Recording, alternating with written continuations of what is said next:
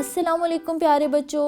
आज हम सीखेंगे कि सीन को किस तरह से लिखते हैं और सीन से किन किन चीज़ों के नाम शुरू होते हैं। सीन से सेब, सीन से साइकिल। ओके। अब हम सीन को लिखना सीखते हैं। सबसे पहले वाले नुक्ते पे हम अपनी पेंसिल रखेंगे और नुकात को मिलाते हुए एक छोटा सा सोशा बनाएंगे और फिर दोबारा से नुकात को मिलाते हुए एक दूसरा सोशा बनाएंगे और अब यहाँ से तमाम नुकात को आपस में आखिर तक मिला देंगे तो ये बन जाएगा सीन। तो प्यारे बच्चों, अब हम एक और सीन की मशक करते हैं।